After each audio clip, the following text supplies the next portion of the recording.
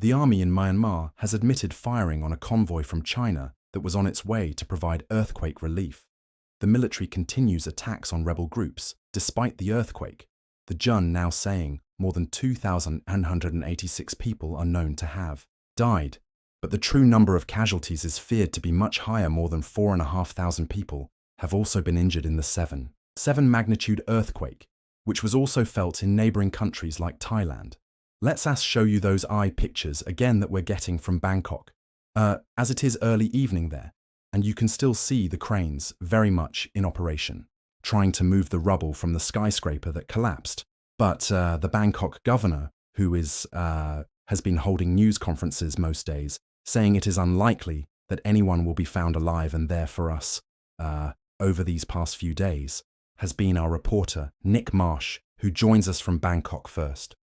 Nick, let's talk about what's happening in Myanmar and the latest on what the Jun is saying about the rebels saying that they will have a ceasefire, and yet the army continues to drop bombs and fire on those groups in areas that are devastated by the quag. What are we hearing? Yeah, you're absolutely right, Lucy. Just to remind viewers, Myanmar is not completely under the control of the military junta. It's estimated that as much as 3/4 of the country could be under rebel control, because basically for decades now this military regime has been fighting this sort of patchwork of different various armed ethnic militias today. Some of those leading rebel groups said, we are going to cease fire for the time being.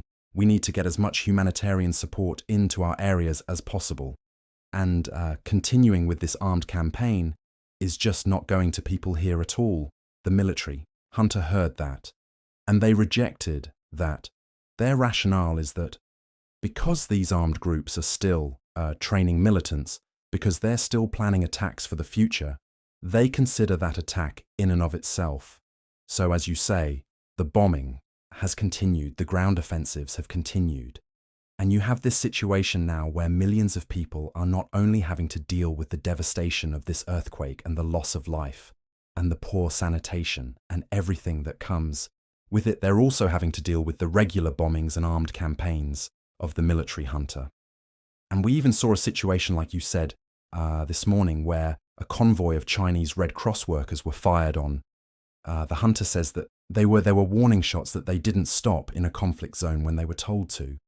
But it kind of just shows you the absurdity of the situation, how remarkable this entire situation is in Myanmar right now, and do we know how much aid is getting in, because there have been concerns from some aid agencies that the junta would weaponize aid.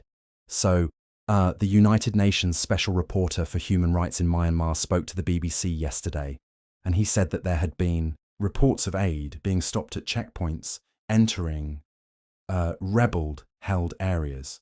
This is a big concern for international observers. The aid is coming in, but it's only being concentrated in government-held areas in terms of the rescue effort. We do know there are foreign teams on the ground from places like China and Russia. The United States has belatedly sent a very small team of what we think is just 3 people, and a lot of people have criticized that response as being too little and too late. Next, thanks so much for joining us, Nick March there live for us in Bangkok.